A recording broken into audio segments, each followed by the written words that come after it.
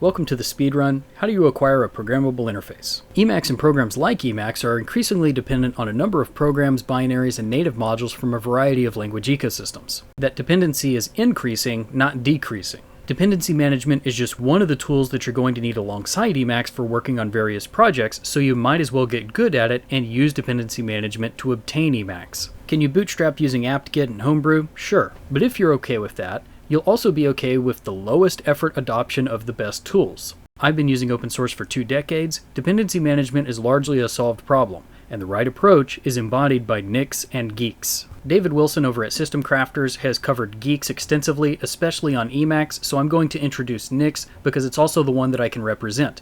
If you're on OS X or using Windows with WSL2, this is also the direction you want to go. Need some convincing? Look no further than vterm, native compilation, or tree sitter. These are 3 problems where people have posted all kinds of questions and solutions with varying degrees of reproducibility.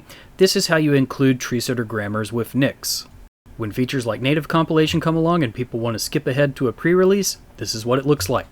When Emacs maintainers asked me to check out a patch to be sure it would fix an issue, this is how I obtained a shell that had all the dependencies necessary to build Emacs from source, and if I want to include that patch in my normal builds, this is what it looks like. If for some reason we're going to need that patch for a while, I can upstream this expression to the Nix overlay, and then everybody who needs that specific solution can just use it. So this is a road that will take you far. How do we get started efficiently? The process looks relatively the same on both Nix and Guix.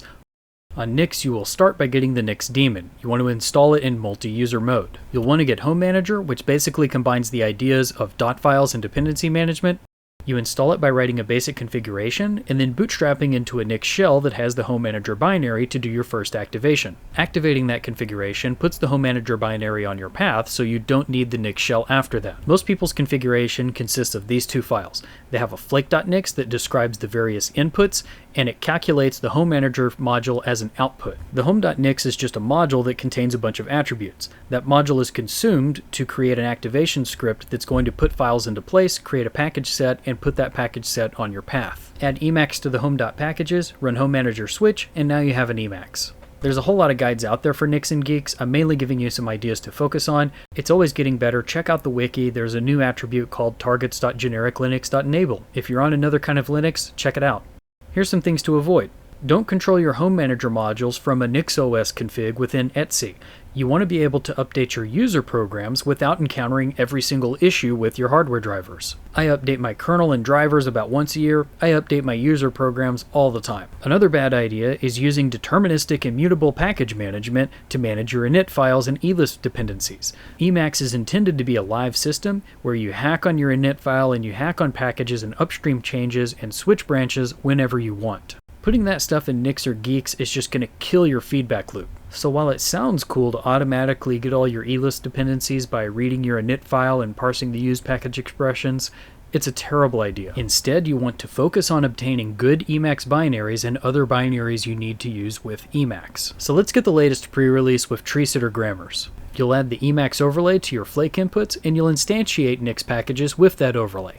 Inside your home.nix, you'll use one of these 2 styles of expressions to pull out a specific version of Emacs and to append the tree sitter grammars to that package. So no more pulling binaries off a random GitHub and hoping they're compatible. Now, how do you keep this up to date?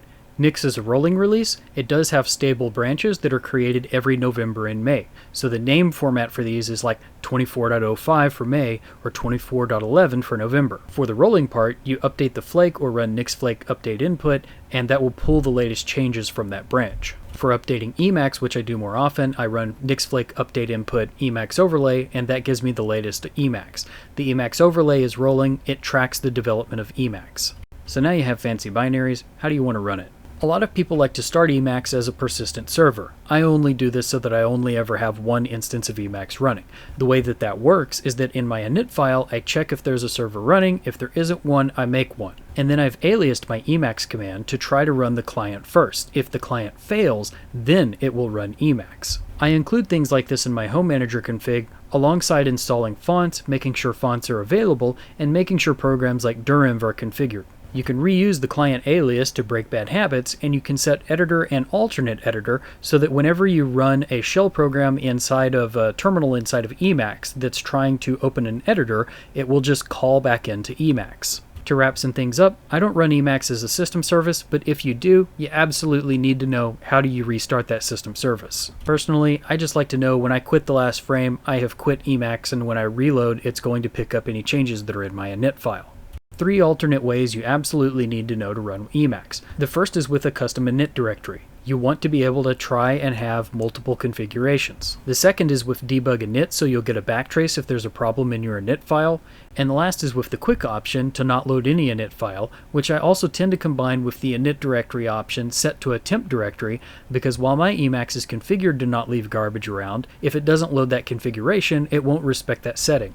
I also keep one bare bones configuration around that has only the things I can't live without. That way, if I need to compare behavior between my fully configured Emacs and base Emacs, I can do it without it being quite so disruptive. So that's it for this episode. Like, share, and subscribe, and buy me a hamburger. But buy me a beer because it's New Year's. Source for the slides and some more full examples are available on my GitHub. It's done!